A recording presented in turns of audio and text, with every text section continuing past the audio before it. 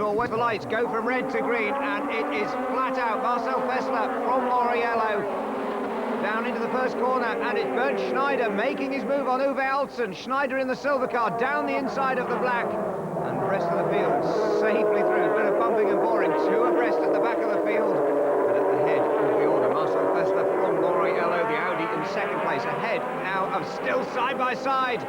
And it's Bernd Schneider still holding on alongside Uwe Altzen, which is going to be first out of the S's.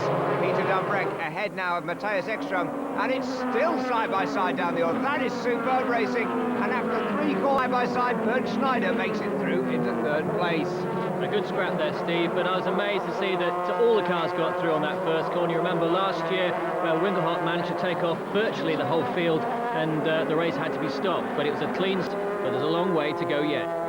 And at the man heading the field on that long journey, this of course a 9-lap qualifying race, then 28 laps for the points in the main feature race. And it's the man with the green mirrors there, Marcel Fessler from Lauriello, the young Swiss driver. Uwe Altzen still there, battling in fourth place, right on the tail of Bernd Schneider. Peter Dumbreck holding back Matthias Ekstrom, and indeed now Patrick Hausmann and Christian Abt in the blue and the yellow cars. They're battling away for seventh place down the order, and the dust flying again. A very new circuit, this just opened in 1997 down near Magdeburg in the former East Germany, and a superb Grand Prix quality facility, and somebody in trouble at the back, and that's Patrick Mamarau. He's been struggling with that Opel Astra, and really, Will, those Opel Astras really have been a disappointment here again for the second year in succession. Last year was the year of blowouts. Actually, Steve, I think they'd be happy to have a blowout this year to get the tyres working properly. And actually here we see Salens here getting a bit of a tank slapper there and leaning on poor old Mamarau, who's just sort of kicked into the kitty litter and has a rough ride out.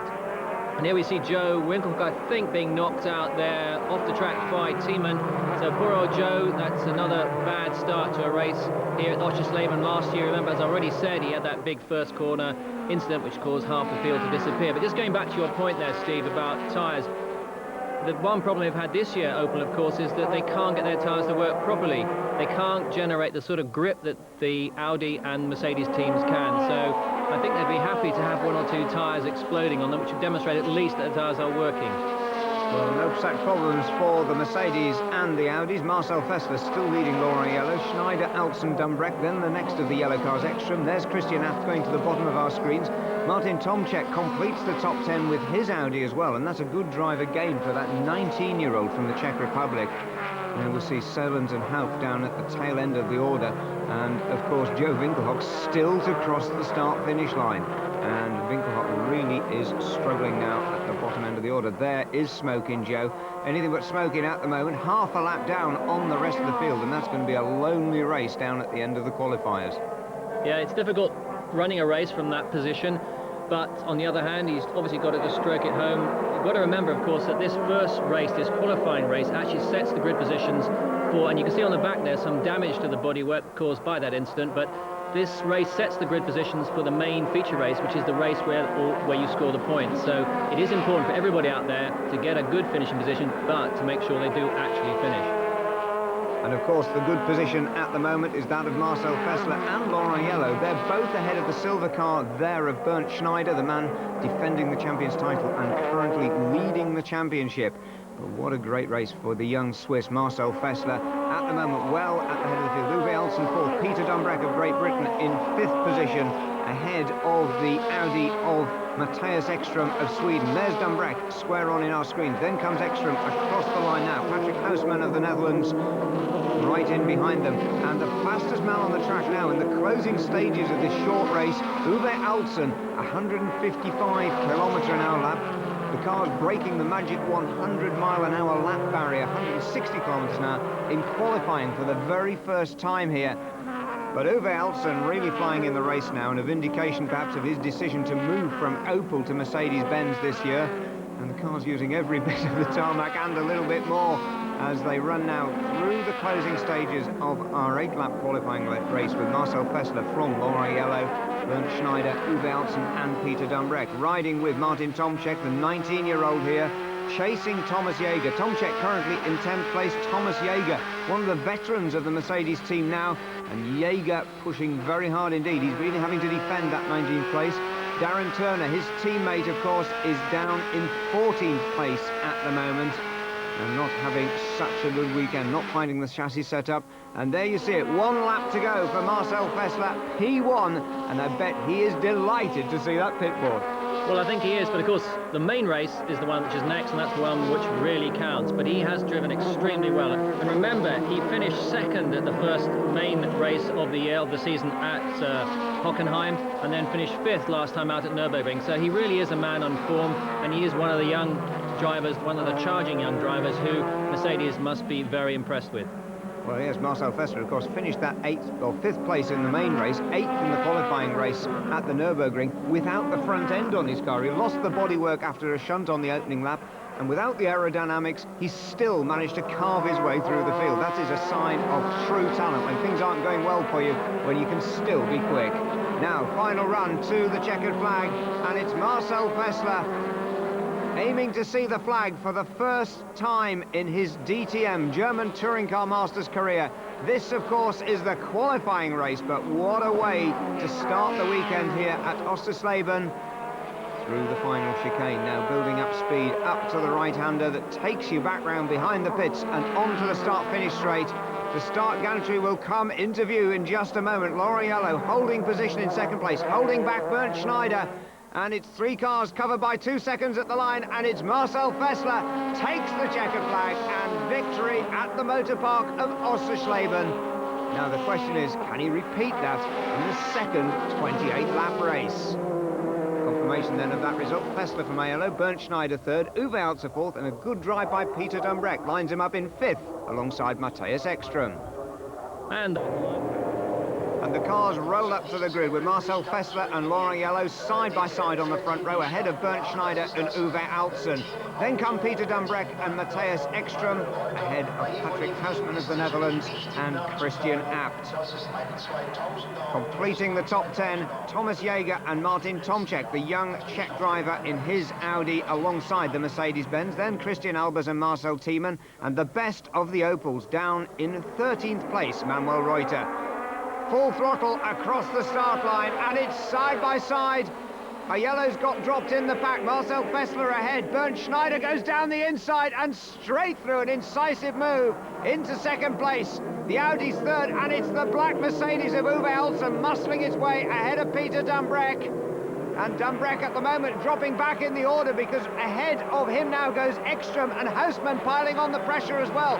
And that is not a good opening lap for Peter Dumbreck.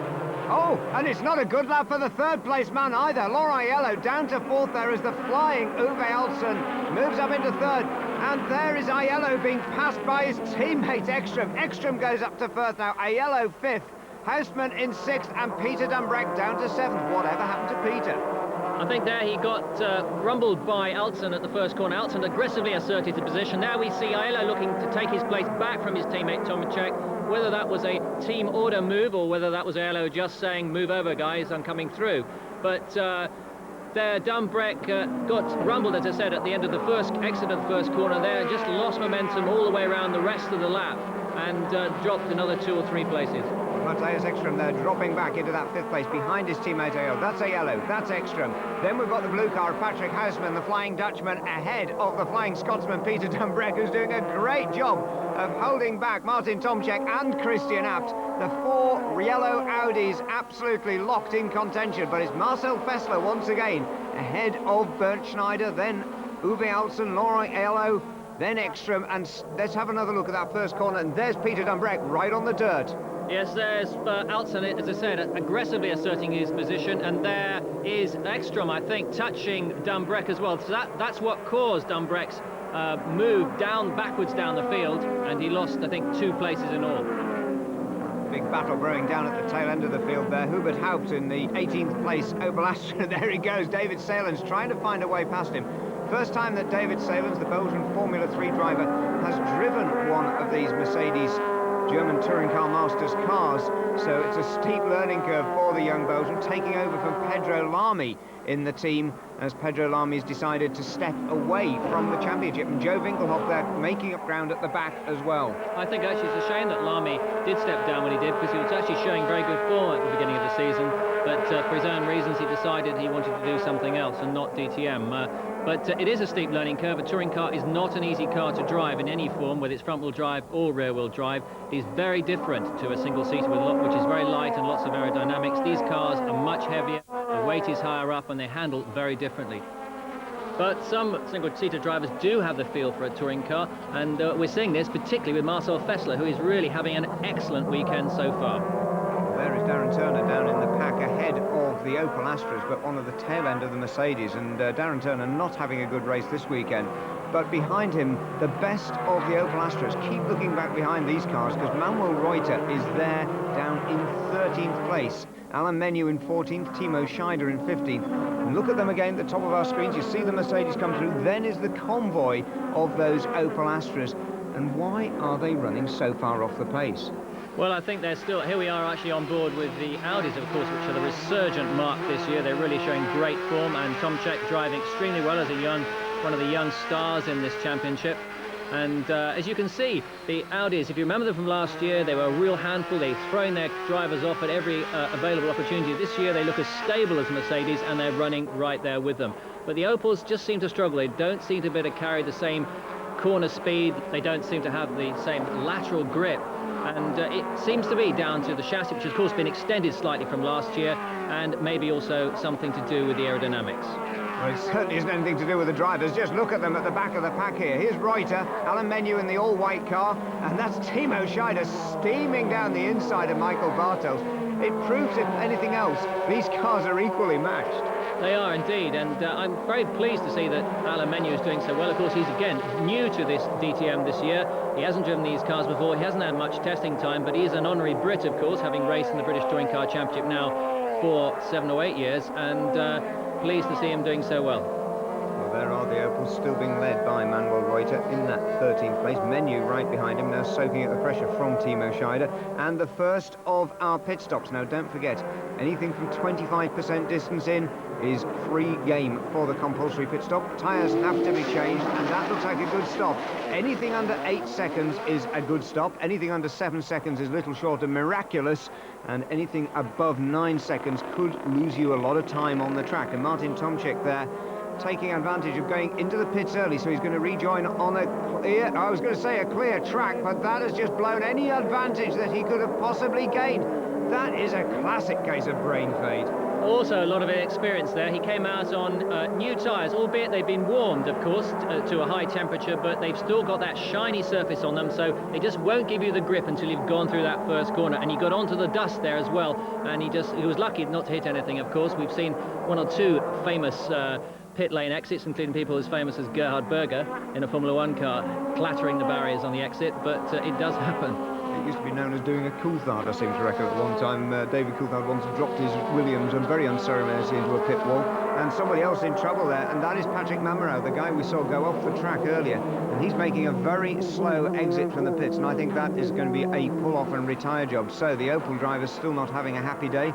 The man smiling at the head of the field, still Marcel Fessler from Bernd Schneider, then Uwe Alsen, and into the pits comes Peter Dumbreck. Now, this is interesting. Dumbreck's effectively sacrificed his 5th place on the track, but this could be a good move. Watch the clock on the right. 7.8 seconds. Good stop for Dumbreck, and that means he's going to be rejoining on the empty bit of the track where the rest of the field is stretched around half a lap away. And that's how you make the clean pit lane exit. Nice one, Peter. Yeah, you got the line absolutely right there. Interesting strategy. This is a very tight, twisty circuit. Here we see the replay of Tomczyk just getting it all wrong. And here you see he just didn't get the line right coming on the exit. He gets on the dirt there, and away he goes on the grass. He realises he's made a mistake, and I'm afraid that's just lost him a lot of time. And look at this, at the head of the field, a new race leader. Bernd Schneider now leads Marcel Fessler. Uwe Alsen still there in 3rd place. Meanwhile, Christian Abt into the pit lane. And don't forget, you've got the pit lane speed limit. You'll hear the engine note, very rough as the car leaves. Oh, sounds terrible, but that's the pit lane speed limit. It holds him at 85 kilometres an hour till he gets to the white line. Now he can go cleanly, and this is the mistake. Well, Marcel Fessler lost it.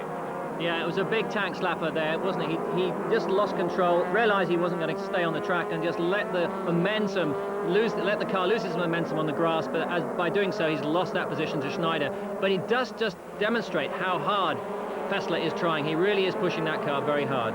Now, Bernd Schneider, the Michael Schumacher of German touring car masters, as we've called him in the past, he's done it again. He's back at the head of the field. Marcel Fessler certainly hasn't given up. Watch him using all the curbs on the way around. And Fessler, of course, having to hold back his Vorsteiner teammate because they run in the Vorsteiner AMG team. This is the D2 AMG car, a rival team, even though they're in the same camp of Bernd Schneider, and it's Schneider ahead now of Fessler and Alsen, the two teammates. Then come the two Audis across the line, Laurent Yellow and Matthias Ekstrom. Don't forget, Peter Dumbreck has dropped all the way back to 15th place, but he is one of the drivers who has now made a clean pit stop. And all of these drivers are going to have to stop within the next 5 or 6 laps. Yes, as I was saying, the strategy here I think is very interesting. It is a very tight circuit, and it's difficult to overtake unless somebody makes a mistake.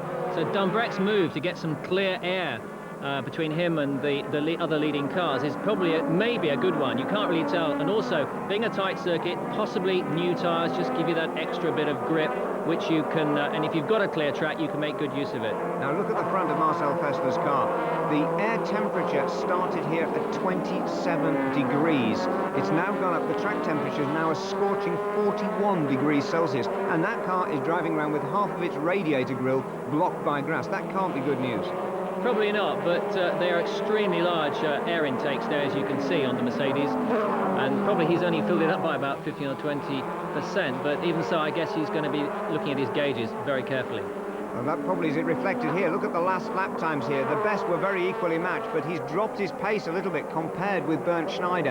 And Bernd Schneider really is pushing this car very hard indeed at the head of the field. You can see all the top 3 cars there leaning again on the curbs as they come onto the start-finish straight, followed by the 2 Audis. It's a Mercedes 1, 2 and 3, Schneider, Fessler and Alsen, then Aiello and Ekstrom. But all of these drivers will still have to make that compulsory pit stop for tyres, and that could well change this race because it's down as much to the mechanics who have to get the drivers in and out of the pits as quickly as possible, and it's going to be absolutely critical for every one of the lead 3 cars. Just 2.5 seconds currently covering the lead 3, and believe me, 1 second difference in the pit stop could be the difference between first and third. We certainly see that in Formula One, Steve, and on a track like this we may well see it here. And here we see David Selins in for his first ever DTM pit stop, and let's see how good the Mercedes boys turn him round. Big jolt there as the car goes up on the jacks. You've done these pit stops. What's it like when the car jumps up and down like that?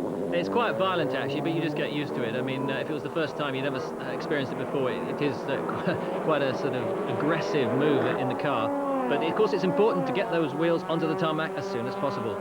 Now, only one of the Audis this time around coming out of the corner. That looks to me like Ekstrom's car with the yellow mirrors. So that would indicate to me that we've got an Audi heading for the pits as well. And that would be Laurent Yellow. But where is he? Let's have another look. Here he is coming down the pit lane, Laurent Yellow, bang on cue. His distinctive red rear view mirrors on the side of his car. And this could be a good pit stop again. Watch out for the clock. Oh, maybe it's not though, because they've only just got the wheels going on. And that's past the 8 seconds, 9.7 seconds. We said that one gets you a lemon. Well, but of course it's Audi who have so far done the best pit stop at 7.6 seconds when they turned Tomczyk round. And unlike Tomczyk, Aiello's got out of the pits in one piece. He has indeed, but look ahead of him on the track. And he has paid the penalty for that slow pit stop. There is Peter Dumbreck. Now your positions were reversed on the track. That slow pit stop has gained Dumbreck the place. But also it may be because he's been able to push in on a cleaner and clearer track and made up some time himself. So 16th and 17th places currently for Peter Dumbreck and Laurent Yellow. In fact, Dumbreck now just coming down the inside of one of the Opel Astras. He's up into 15th place now. Meanwhile, race leader Bernd Schneider, Uwe Alsen in 2nd place, and then look back for Matthias Ekstrom. There he is in 3rd place in the Audi TTR. And Marcel Fessler heading for the pits. That explains why he wasn't there on the track, and this is going to be another very important pit stop. Bernd Schneider still out on the track, still pushing hard. Ekstrom and Fessler, and there we see Marcel Fessler now into the pit lane. Oh, nice one. 7.9 seconds. Smokes the tyres out of the pit lane. And that is done with style. Indeed, but Fassler, what he's got to do now, he's got to push really, really hard on this out lap, just like you have to do in Formula One, and hopefully he had a very good in lap as well. And we saw there before, Schneider has got a clear track in front of him, so he'll be needing to push hard as well to try and make up for the fact that Fassler's going to be on new tyres. Well, there's Joe Winkelhock in 10th place. Of course, still needs to make his pit stop. And right behind him is Marcel Fessler. Now, compare that with Dumbreck. Dumbreck's in 15th place. He's made his stop.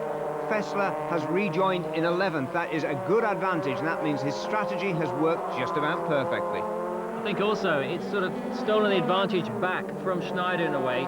Fessler now, he's made a good pit stop. He's on fresh tyres, and if he can push hard and has got a clear track, maybe, just maybe, he can get the jump on Schneider.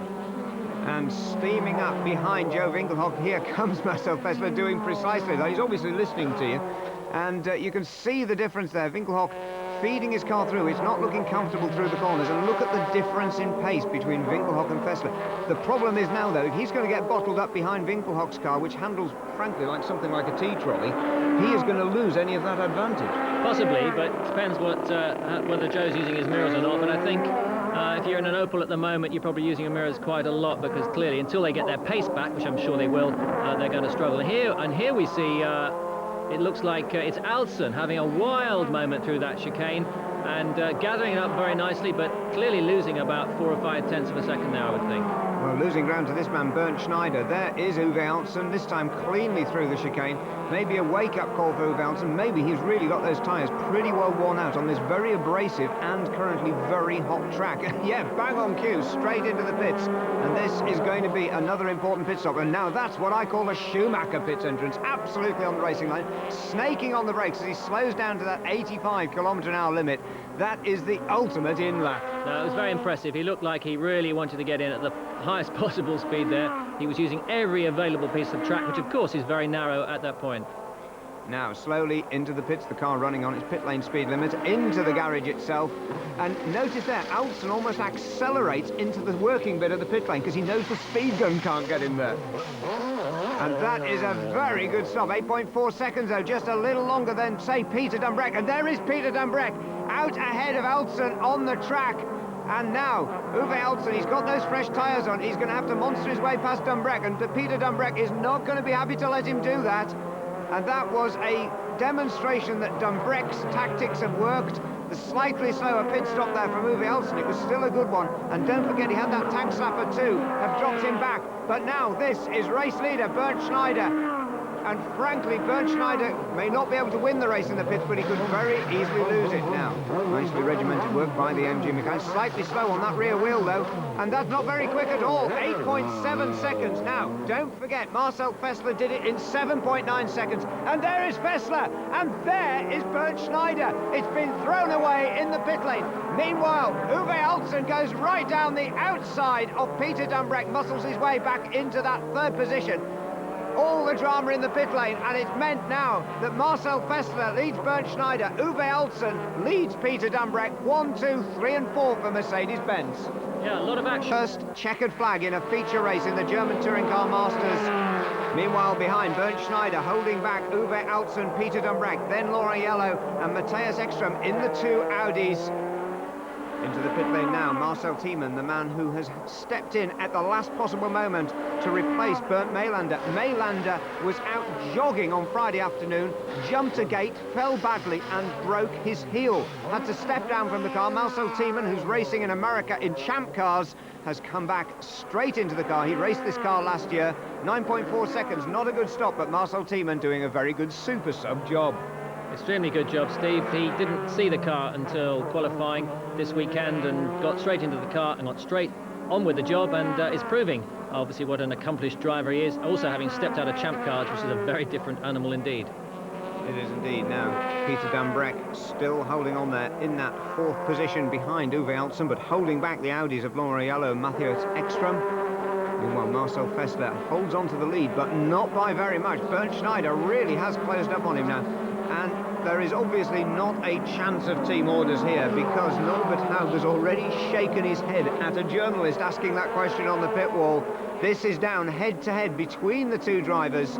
and it would be a very brave man indeed who'd face one of these guys asking him to slow down for the other. I think you're right, Steve, but also it's very important for the DTM that there aren't those sort of pressures applied on drivers. It's got to be open, free racing. We know Schneider is a very dominant driver in this championship. He won it last year in its first year, and he is the man to beat. And Fessler is one of the young guns, and he'll be going all out to score his first proper race win in the DTM, and there's no better man to beat than Schneider. Well, just 23 years of age, from Switzerland, Marcel Fessler came up through the German Formula 3 Championship. That's where he got the recognition at Mercedes-Benz. They put him into the car last year for the very first time, and he has blossomed, and what a drive he has had so far this weekend at Oschersleben, a very technically demanding circuit.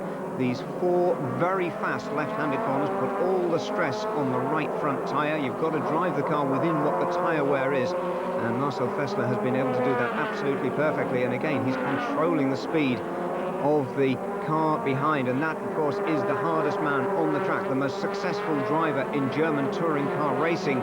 Bernd Schneider using every bit of his skill, and you can see there the slightly tighter entry line into the corners now, because really this is a defensive drive from Fessler. Clearly what Schneider's trying to do at the moment is really monster poor old Fessler in front. He's just sitting on his bumper, and Fessler's going to look in his rearview mirror, going to see nothing but a Mercedes radiator and set of headlights.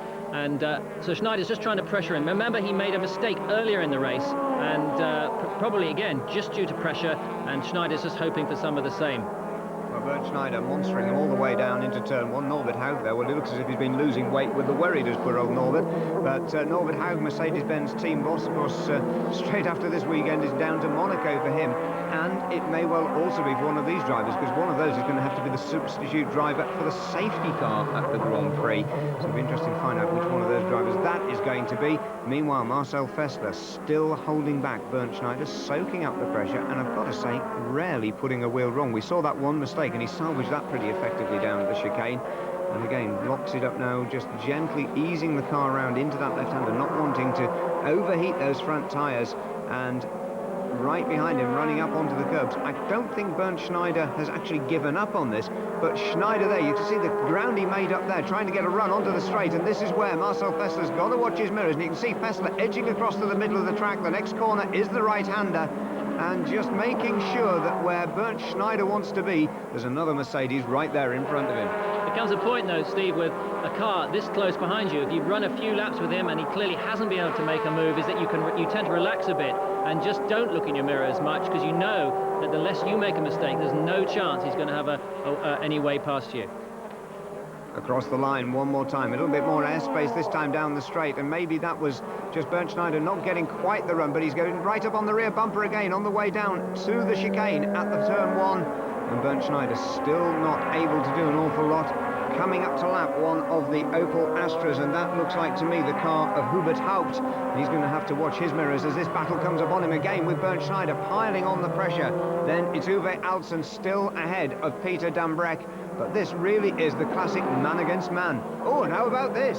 And here we see Thiemann just diving down the inside of Jaeger, and with Heisman locking up and clipping Jaeger, and as a result, the Jaeger's offline. He goes way off onto the grass there, a very unofficial line, and they're Heisman there getting through on the inside. And riding now with Patrick Hausmann, riding behind these two, grandstand position here, and you can see Thiemann gets down the inside. Oh, just a little bit of a tag on the back of his car. That's what puts him off on the inside of the chicane.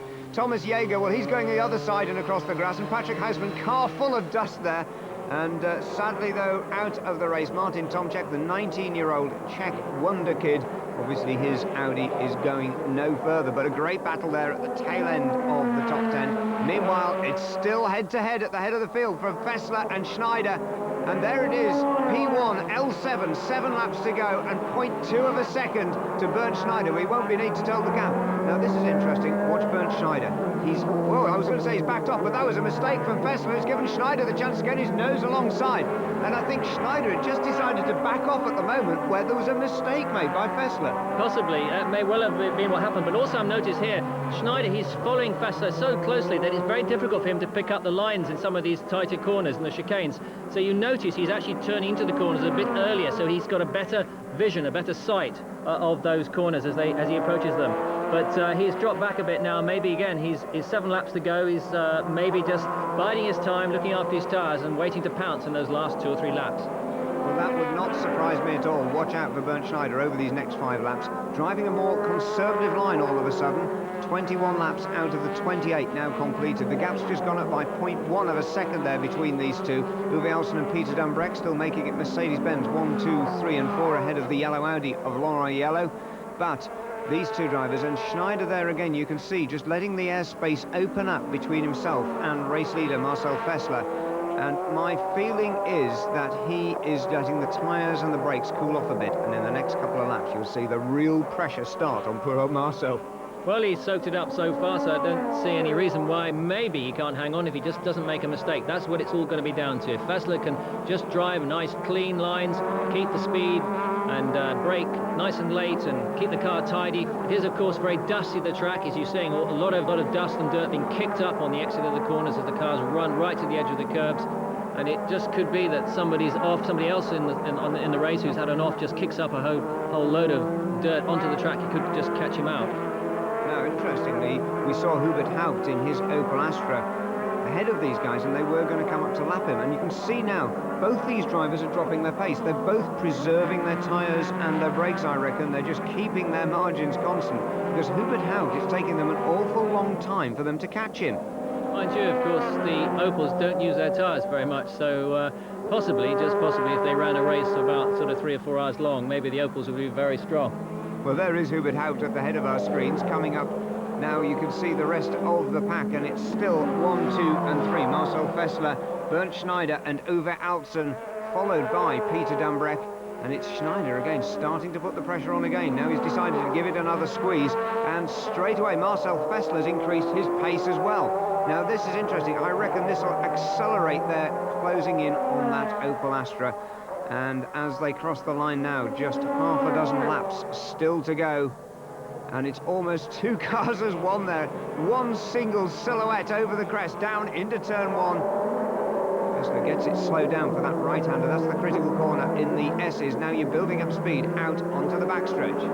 Fessler's doing a great job at the moment, but Schneider, the one problem he'll have, of course, these cars do have some aerodynamic downforce, and clearly running as close as he is to Fessler will be affecting the amount of grip he's particularly getting off the front tyres as he turns in, and maybe another reason why he's having to turn in slightly earlier. But having seen the way the cars are sort of moving around out there, it's Fessler who seems to be a little bit more ragged than Schneider. Schneider, the past master, very calm, a lot of experience. Fessler, the young gun, looking very much more on the edge.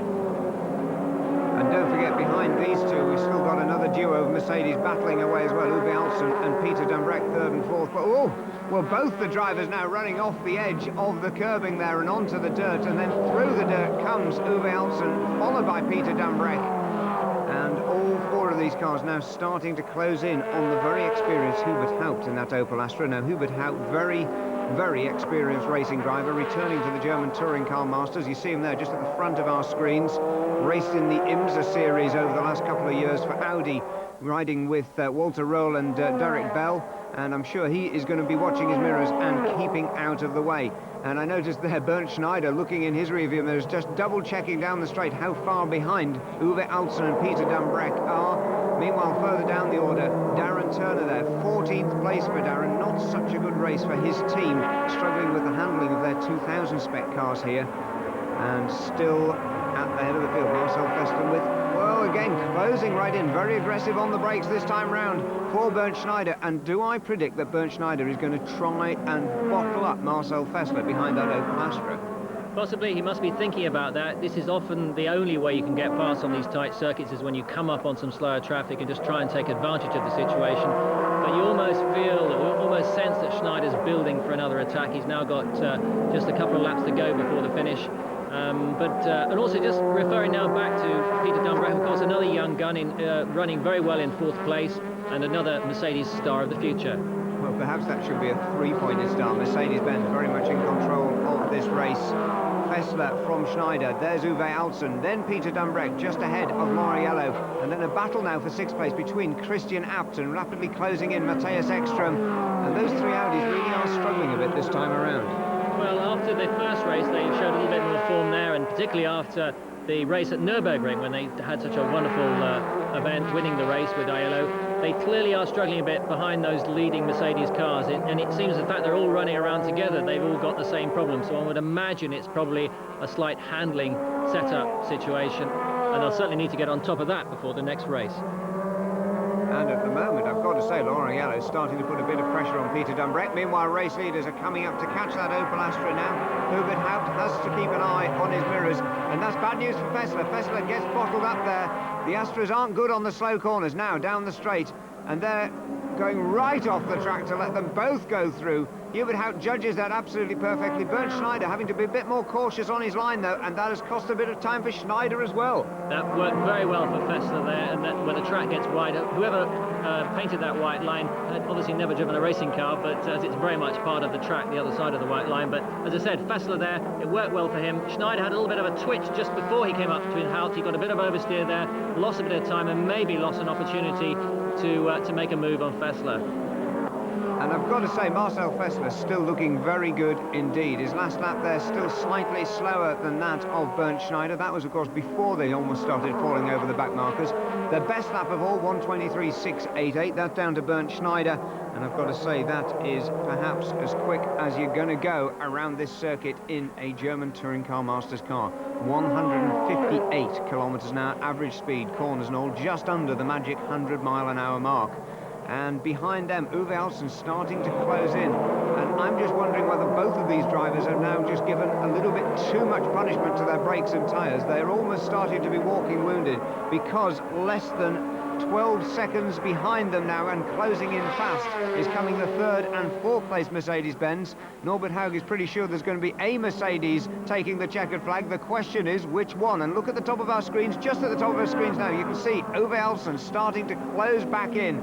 And into the closing stages of this race now, it is going to be a battle for survival between these cars. And again there, Marcel Fessler running wide at the entrance. That's a car that just did not want to turn into the corner. Yeah, I've been noticing that though, Steve. Fessler's lines into one or two corners are quite different from Schneider. Schneider there taking again a slightly earlier entry into the corner. Whether that suits the setup of his car or whether it's his particular style of driving, I don't know. And Alsen, of course, has had a clear track. He's not been fighting with anybody, but these two guys have been falling over each other for the whole of the second half of the race.